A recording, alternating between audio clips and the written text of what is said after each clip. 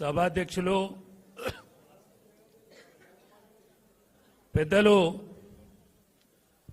ఒక నెట్టాడి బతుకున్నాడు మనకు ఒకడే ఒకడు గదే ఆనుకుందకు దండం పెడతాను దానికే కంకరం కడతాను. శోభక్క గారు వేదికను అలంకరించిన పెద్దలందరికీ హాజరైనటువంటి గెలిచిన సర్పంచులకు ఓడిపోయి కన్నీళ్లు పెడతాను కొంతమంది సర్పంచులు కన్నీళ్లు పెట్టద్దు.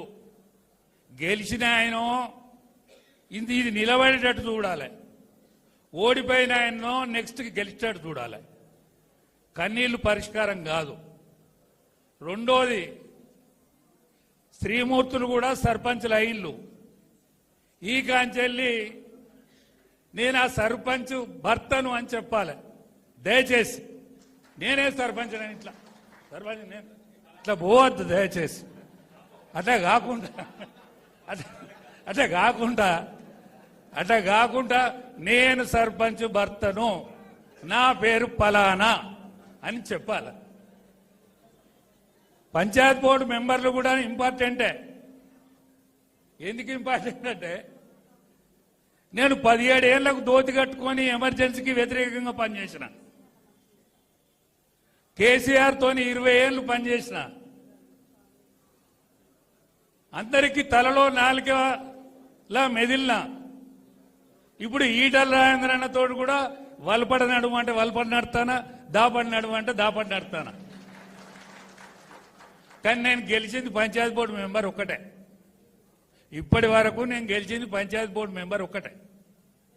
కేసీఆర్తో ఉద్యమంలో జైలు పోయినా ఇటువంటి చరిత్ర ఉన్నది, కానీ గెలిచింది పంచాయతీ బోర్డు మెంబరే.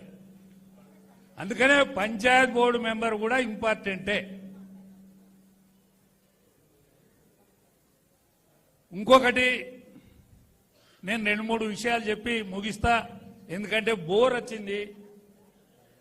వినద్దా అని నాది కూడా కొద్దిగా బోరే. ఎందుకంటే నేను బడతాలు కానీ నేను ఒక్క ఇంటికి లేకుండా కనిపిస్తానా, మీకు దోది కట్టుకున్నాను కూడా నేను ఒక్కనే కనిపిస్తానా.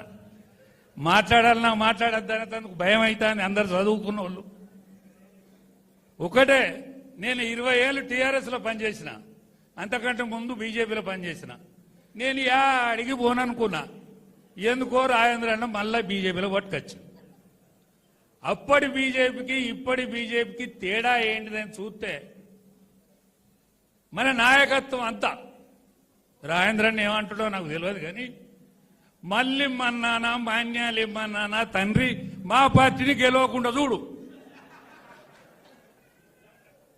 మనం దేవుని నమ్మే పార్టీ. దేవునికి ఏమని మోపుతారంటే మన నాయకత్వం మళ్ళీ ఇమ్మన్నానా మాన్యాలు ఇమ్మన్నానా మా పార్టీని మాత్రం గెలవకుండా చూడు. ఎందుకంటే మా పార్టీకి వెళ్తే ఎవరి చేతిలో పోతో ఏం కథం. ఇట్లనే ఉంటాం, మేమే పెద్ద మనుషులుగా ఉంటాం, మేము ఎచ్చలేమని అవుతాం అనేటువంటి నినాదం. నేను 20 ఏళ్ళు అందులో పనిచేసి ఇళ్ళకి వచ్చే వరకు తేడా కనిపిస్తాను. తేడా ఉన్న తేడా. కానీ దేశం అంతటా వెలుగుతుంది, దేశం అంతటా వెలుగుతుంది, మామూలు విషయం కాదు. మొన్న పార్లమెంట్ ఎన్నికలప్పుడు కూడా మనం 35% పైగా ఓట్లు తెచ్చుకున్నాం. ఇక రాజ్యం వస్తుంది అనుకున్నాం, 62%కు పోయినాం. మామూలు విషయం కాదు అది. మళ్ళా రాదని కూడా కాదు. కానీ కువార విడిచిపెట్టాలి.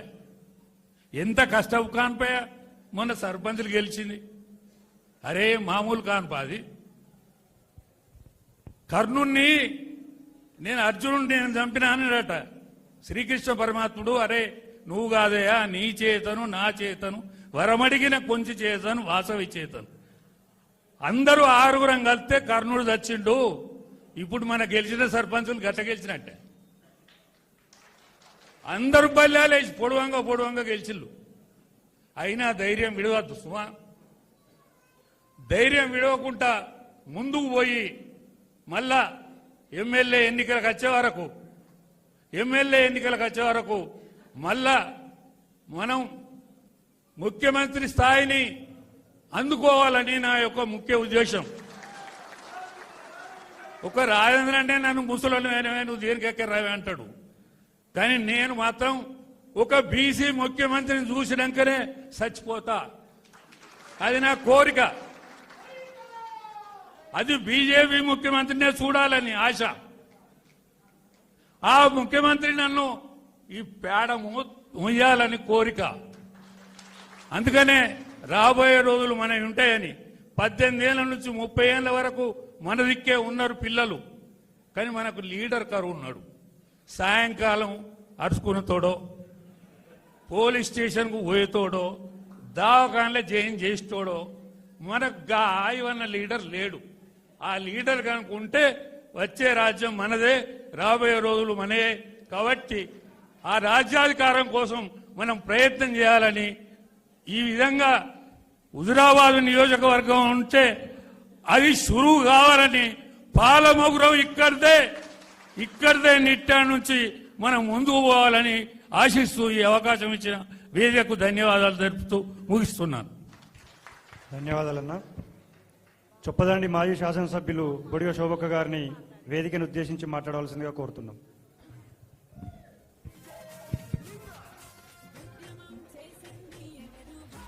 జై తెలంగాణ. హుజురాబాద్ నియోజకవర్గ వార్డు సభ్యులు, ఉప సర్పంచులు, సర్పంచుల